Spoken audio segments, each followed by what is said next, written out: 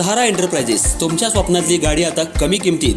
इचलकरंजी शहरालगत असलेल्या कबनूर चंदूर रोडवर कोन्नूर पार्कमधल्या सहारा एंटरप्राइजेस इथं पश्चिम महाराष्ट्रातली विविध बँका आणि फायनान्स कंपन्यांनी जप्त केलेल्या जुन्या दुचाकी आणि चारचाकी गाड्यांची विक्री केली जाते.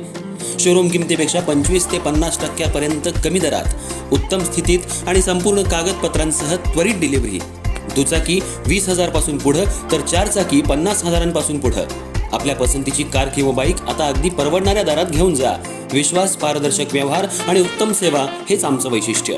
पत्ता Konnur park, Kabnur Chandur road, Ichalkaranji. Proprietor Rajubhai Ajgar. संपर्क 8055810910 आणि 9860785786. सहारा एंटरप्राइजेस, दर्जा, विश्वास आणि बचत यांचं परिपूर्ण ठिकाण.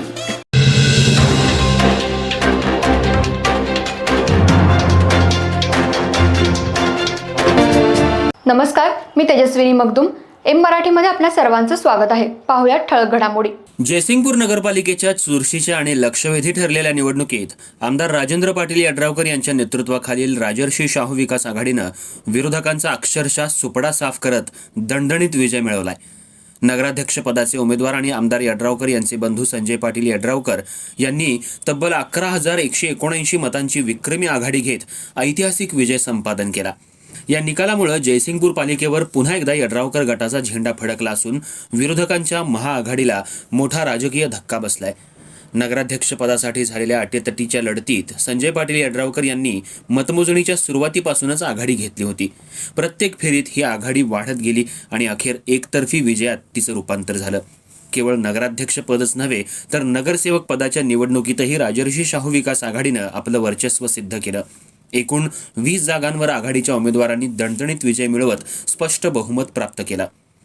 दुसरीकडे भाजप, काँग्रेस आणि स्वाभिमानी शेतकरी संघटना यांच्या एकत्रित प्रयत्नांतून स्थापन झालेल्या जयसिंगपूर विकास आघाडीला केवळ 5 जागांवर समाधान मानावं लागलं.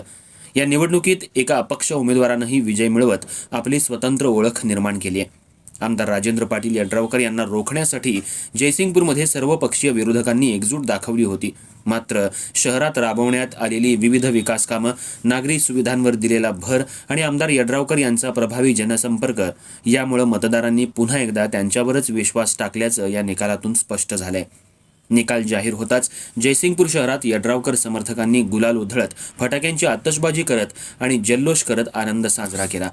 या विजयानंतर शहराच्या विकासाला नव्या गतीनं चालना मिळेल अशी अपेक्षा नागरिकांमधून व्यक्त होतीये.